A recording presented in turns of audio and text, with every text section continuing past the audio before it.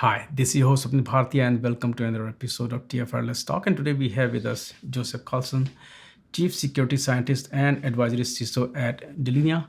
Joseph, it's great to have you on the show. And I think it's just a pleasure to be here and really excited about today's discussion and conversation. Yeah, and today we are going to mostly talk about the recent finding of your global IT security decision maker survey.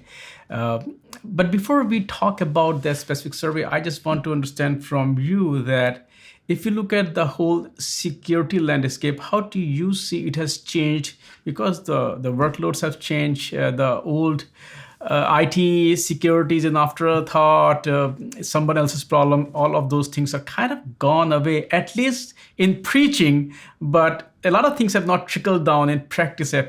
So I want to hear, your thoughts on that. Absolutely. I think for organizations around the world, cybersecurity is becoming a bigger priority.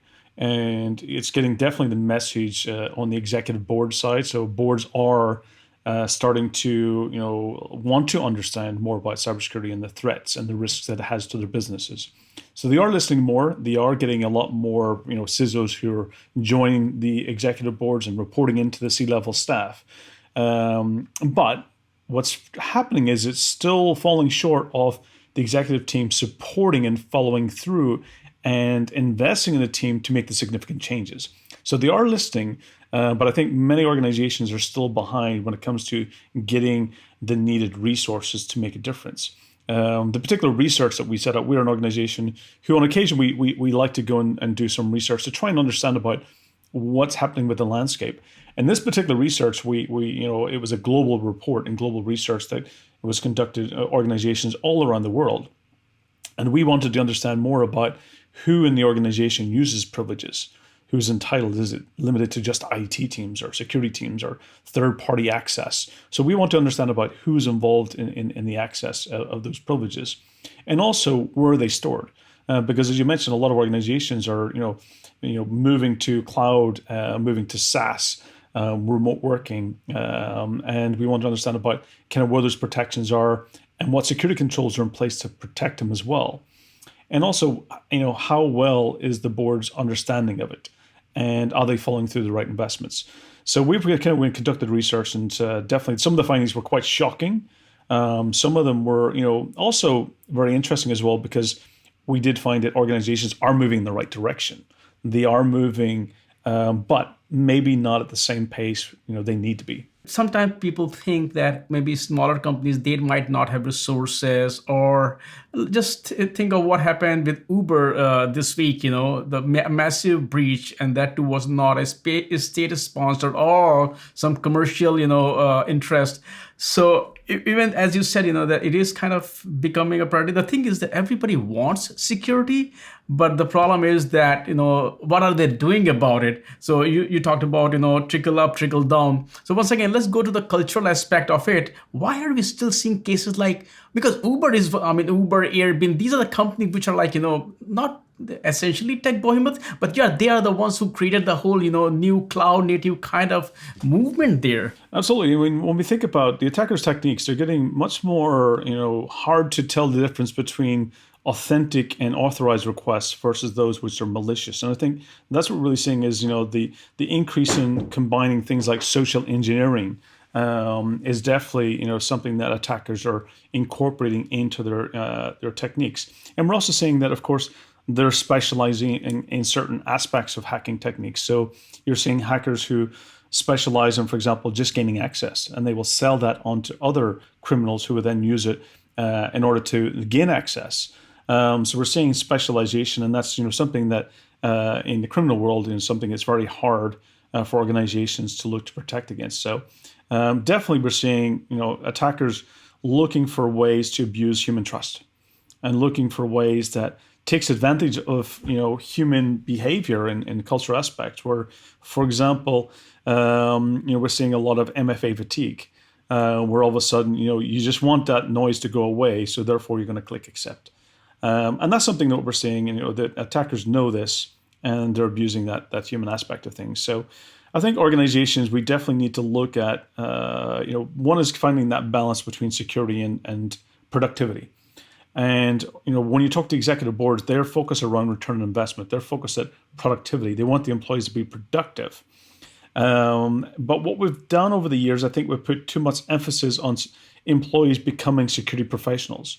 And we shouldn't be doing that. What we should be doing is looking, how do we make sure that more of security controls move into the background so the employees don't have to be security professionals, that the security will work for them without creating, let's say, friction or forcing interaction. We need to look at how to make sure that balance between security and productivity, and help make sure that we move as many of those security controls into the background where possible, where humans don't need to be thinking about whether this is something that they should accept or not. You brought a very interesting point, because today, once again, we talk about security is everybody's problem. When we do talk about shift left movement, it's more or less like things moving into developers pipeline. And you talked about the social engineering. That has always been the case, right? In the mail attachment, you click on it, they will try to trick you. You'll get a spam calls, you'll get phone calls, somehow click on a link, and then they will gain access. So I do see not a contradiction or conflict in such, but I do see, where once when you talk to a lot of companies, they say, yeah, security should be everybody's problem. And also the fact is, there will always be security expert. A lot of folks, they are interested in security. That's why, so as much as we like to break the old silos, these will always remain there, and security is a very specialized, task, you can, yes.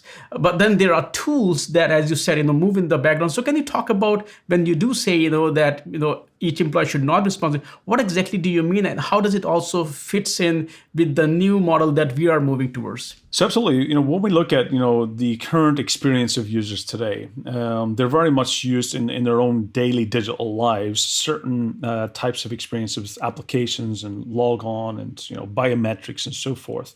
And one of the things that we want to see is that rather than forcing and leaving employees to make security decisions, what we really want to do is make security work for them and help them make the right decisions.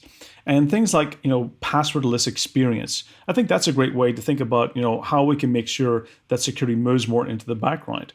And when you think about a passwordless experience, is it something that the employees and users in their daily lives are used to? They're used to logging in their phones using biometrics or facial recognition. And using those techniques, what we can do is move more and more of the security controls into the background. So, for example, no longer should people need to, choose their next long, complex password. Let systems do that for them. Let's make sure that password creation is done by systems, by automation, by solutions that help actually create those credentials and passwords. And therefore, by basically complementing that passwordless experience with security controls that works in the background, checking location, checking device. Is this employee coming from a location that you have got offices? Do you want to have one of your peers review that access? Do you have auditability in place? Is this something that this employee commonly accesses at this time of day? Have they accessed this for the first time? So really looking at more context-based security that complements easy to use experiences, but at the same time, a lot of those security controls being done in the background. I always compare it to almost like a polygraph test for access in a digital way. And a lot of those controls can really make sure that they are authorized, authenticated access. And then it allows the security teams to investigate the more suspicious or abnormal types of requests, such as 10 to 20 push notifications in an hour. You may want to look at that and investigate it. It could be something suspicious.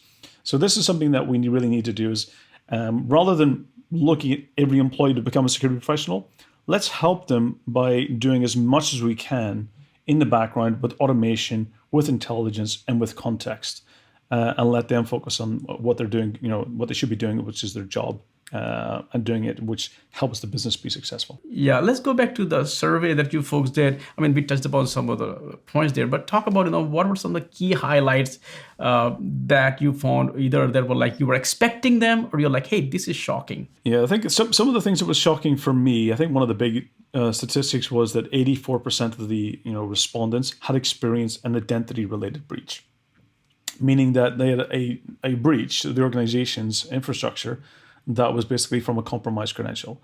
And that's quite significant. And for me, that amount of respondents had experienced something like that is very concerning.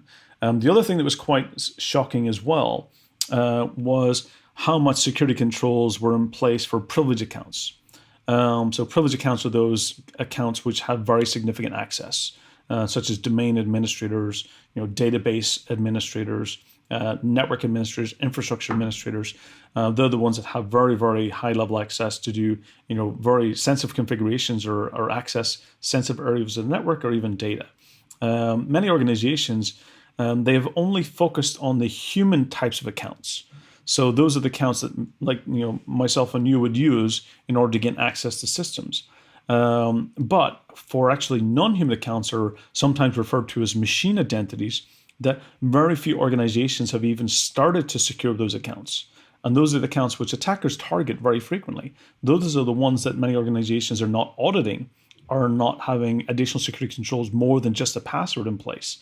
And for me, it's quite shocking that organizations, while they have prioritized the human side of things, because I think that's where the initial access is focused on, but there's so many more accounts out there that attackers are looking at, and that's things like application accounts, service accounts, IoT devices, database accounts, infrastructure accounts.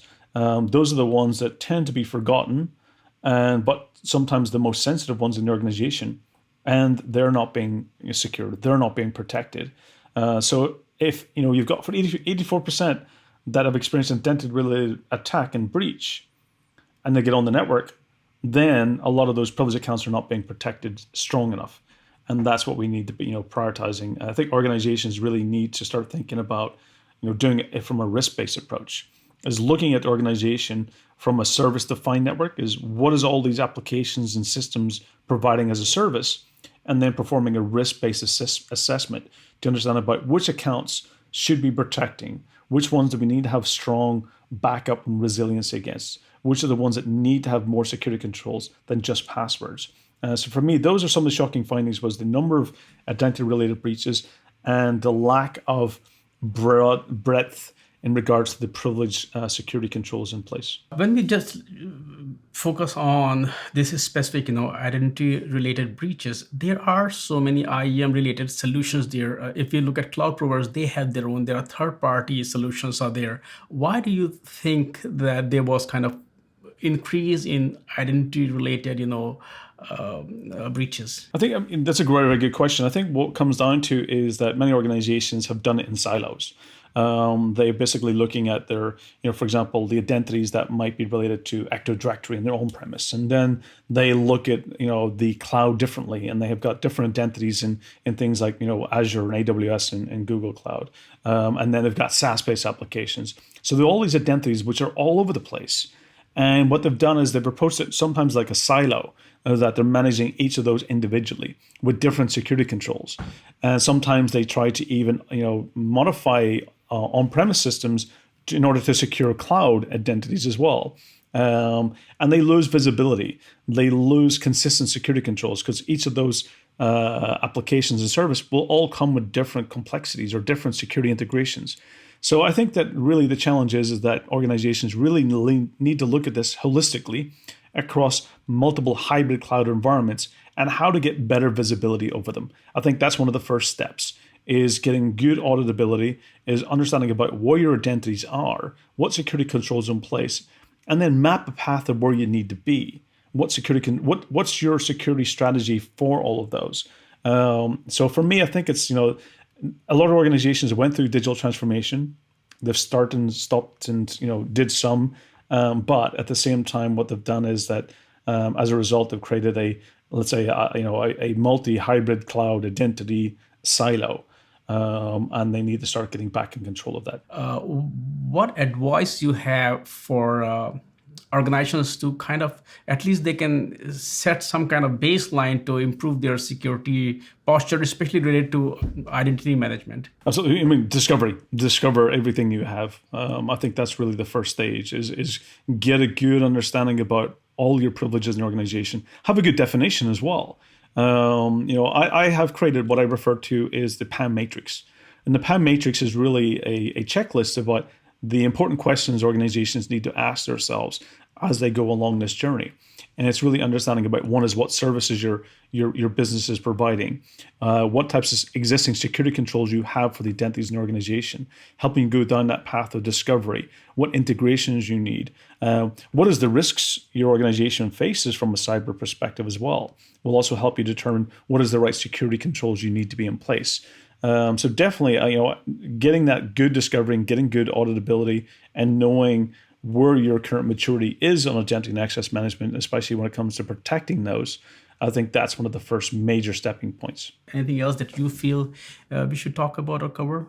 Absolutely. I mean, I think some of the things the future holds, I think for organization, we really have to get the realization that the traditional, security and perimeter is evolving and changing. And I think for organizations, they really need to start seeing identity as being that perimeter, and access becoming the security of the organization.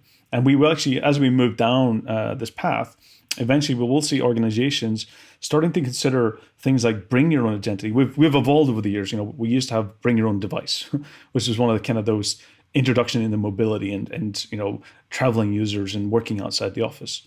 And then, of course, over the past couple of years, we've moved to bring your own office, which is no longer just about a device, but you actually bring your own office. You bring your basically working environment to the organization.